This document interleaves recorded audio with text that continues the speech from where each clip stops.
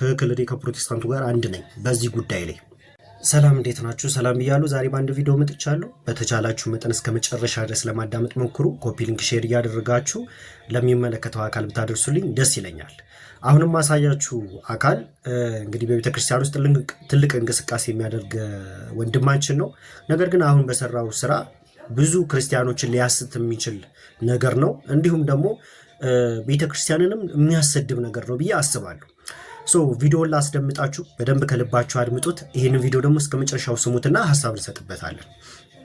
ማርያም ማርያም ማርያም ብለን ብንጠራት የማንጠግባት ትውልድ ሁሉ ብፅዕት ይልኛል ያለችውን አንዳንዶች አሻፈው ቢተረጉሙትም የገባቸው እየመጡ ነው። ወንጌል አንድ ያደርገናል የሚሉት በቅድስት ድንግል ማርያም አንድ መሆን ቢያቅታቸው በፍጹም በወንጌል አንድ የማንመስለው ደግሞ የመብርሃንን አያልነት፣ የመብርሃንን ገናናነት፣ የድንግል ማርያምን ታላቅነት፣ ለፍጡራን ሁሉ ምክንያት የሆነችውን እናት እንዲህ እያሉ በእስልምና ቤት ውስጥ ሲያመሰግኗት ሰማሁና በየትኛውም ቋንቋ ይሁን ድንግል ማርያም ስትመሰገን፣ በየትኛውም አንደበት ይሁን እመብርሃን ስትነገር፣ በየትኛውም አካሄድ ይሁን እመብርሃን ስትባል ጆሮዬ ደስ ይለዋል፣ ልቤ ይረሰርሳል።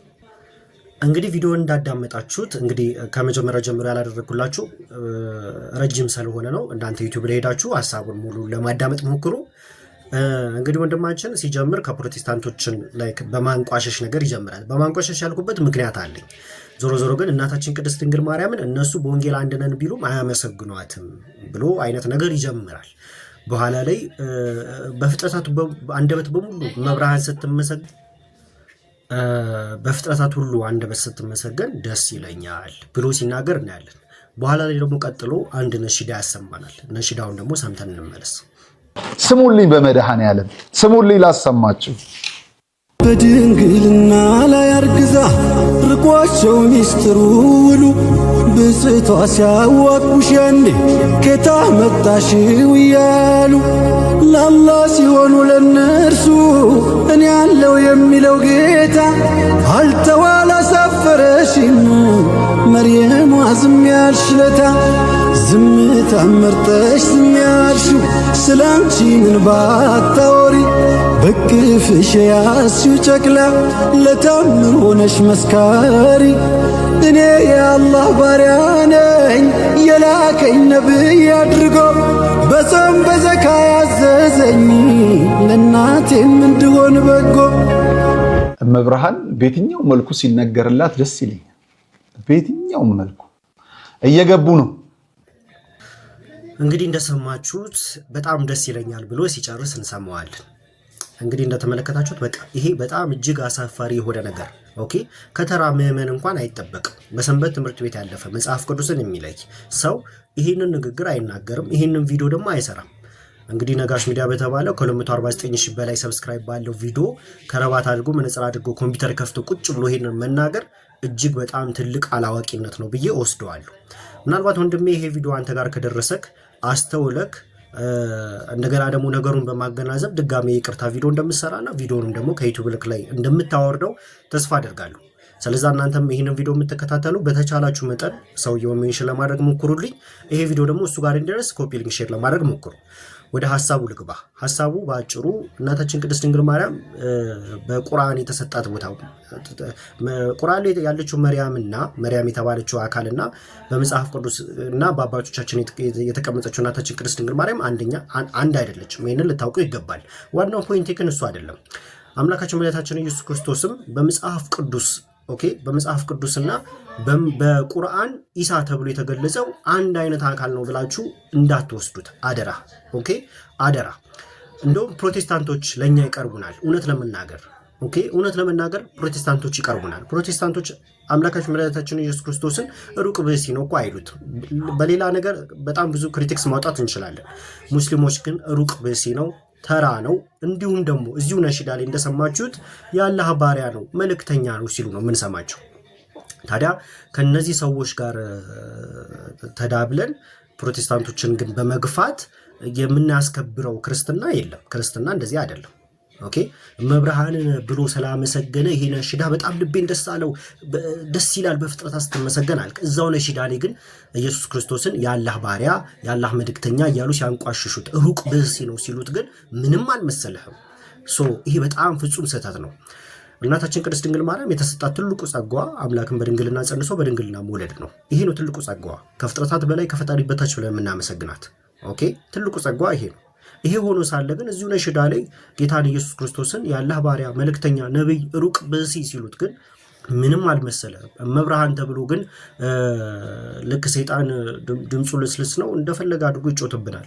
በእንደዛ መልኩ ግን ሲጫወትብህ ያውም ደግሞ አንተ የቤተክርስቲያን አካል የምትባል ታነባለህ የምትባል አካል በእንደዚህ መልኩ ስትሳሳት ማየት እጅግ በጣም ያሳፍራል። እጅግ በጣም በአጭሩ ልነገር ከምፈልገው ነገር መጽሐፍ ቅዱስ ላይ አምላካችን መድኃኒታችን ኢየሱስ ክርስቶስ ጌታ እንደሆነ አምላክ እንደሆነ ለአንተ ራሱ ትምህርት መሰጠት አለበት ብዬ አስባለሁ። ምክንያቱም ቁርአን ላይ የተገለጸው ሊሳ ሳታውቅ ቀርተክ ጌታችንን በነሽዳ ደስ ይለኛል ብለክ ሩቅ ብእሲ እንዳልከው ስለሚቆጠር ማለት ነው በዚህ ቪዲዮ።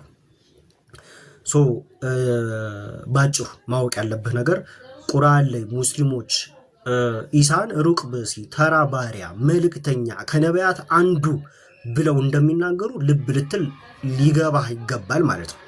መርያምን ብትሆን እኛ እንደምናውቃት ቅድስት ንጽሕት የሆነችው ማርያም አይደለችም፣ ትሁቷ ማርያም አይደለችም ቁርአን ላይ ያለችው። ይህንን ደግሞ ልታውቅ ይገባል። ኦኬ የእስልምና ባክግራውንዱ ከሌለክ እንደዚህ አይነት ቪዲዮ ላይ አትሳተፍ፣ አትስራ። እውቀቱ ከሌለክ ዝም ማለት ይሻላል። ለዩቱብ ቪዲዮና መነገጃ ግን ክርስቶስን ባሪያ ሩቅ ብእሲ ብለክ አምላክክን በአደባባይ ድጋሚ አትስቀለው። እጅግ በጣም ያናድዳል። ይህን ተመሳሳይ ድርጊት የምታደርጉ ክርስቲያኖች አላችሁ። አንድ ወንድሜ እንደው እጅግ በጣም ፈጣሪ ያክብርልኝ ቪዲዮን አጥፍቷል። ሌሎችም እንደዚሁ ያጠፈዋሉ። ኦኬ የሰራችሁ ቪዲዮ ካላችሁ ደግሞ እናንተም በስህተት ሄዳችሁ ኮሜንት ስታደርጉም ያየሁኝ ሰላየሁኝ ማለት ነው። እናንተም ብትሆኑ ለማስተዋል ሞክሩ። ኦኬ ሙስሊሞች መርየም ሲሉ በቃ አመሰገኑት ምናምን ብላችሁ ከነሱ ጋር አታሸርግዱ። እውነት ለመናገር ኦኬ በቁርአን እንዴት ነው ኢሳ ማን ነው መርያም ማን ተብላ ነው የተጠራችሁ ምንድነች የሚለውን ነገር ሳታጠኑ ሳታውቁ እንደዚህ ተብሎ ነሽዳ ስለተሰራ በቃ ዘላችሁ አትውጡ። ከምንም በላይ ደግሞ ሩቅ ብእሲ ጌታ የአላህ ባሪያ ነው፣ ሩቅ ብእሲ ነው፣ ከነቢያት እንዳንዱ ነው፣ ተራ ሰው ነው የሚሉትን ሙስሊሞች ጋር ወግኖ ኦኬ እንደዚህ አይነት ቪዲዮ ከ249 ሺህ በላይ ሰብስክራይብ ባለበት ዩቲዩብ ላይ ማስቀመጥ እጅግ በጣም ትልቅ ውርደት ነው። አምላካችንን ያቃለልከው። ኦኬ እንደዚህ የምትሰሩ ሰዎችም ደግሞ አምላካችን ነው እየተሳደባችሁ ያላችሁት። አምላካችሁን ነው እየተሳደባችሁ ያላችሁት። አምላካችሁን ነው እያወረዳችሁ ያላችሁት። ለማስተዋል ሞክሩ።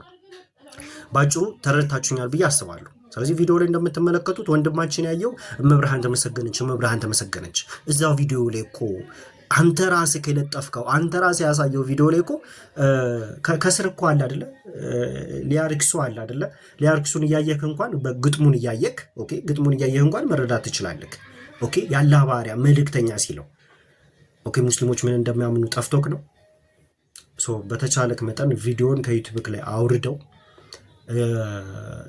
ባለማወቅ የሰራው ቪዲዮ እንደሆነ ደግሞ ቪዲዮ በመስራት የጠፉትን ክርስቲያኖች ለመመለስ ሞክር። አንተን አይቶ ብዙ የሳቱ ስለሚኖሩ ኦኬ እንዲሁም ሌሎቻችሁም የሰራችሁ ካላችሁ ትክክል። እኔ ከፕሮቴስታንቱ ጋር አንድ ነኝ በዚህ ጉዳይ ላይ ኦኬ ፕሮቴስታንቱ ጌታን ኢየሱስ ክርስቶስን ጌታ ይሉታል፣ አምላክ ይሉታል። እንዴት ይሉታል ምናምን ክሪቲክስ ማድረግ እንችላለን። ሩቅ ብእሲ ከሚሉት ሙስሊሞች ጋር ግን አላወዳድራቸውም በዚህ ጉዳይ ኦኬ ማርያም ልትኖር የምትችለው ጌታ ሲኖር ነው። ጌታን በመውለዷ ነው ትልቁ ጸጋው የተሰጣት ከፍጥረታት በላይ ከፈጣሪ በታች ብለን የምናመሰግናት። ስለዚህ በተቻላችሁ መጠን ይሄ ቪዲዮ ለእሱ እንዲደርስ አድርጉት። ሜንሽን ብታደርጉ ኮፒ ሊንክ ሼር ብታደርጉ ደስ ይለኛል። ቻው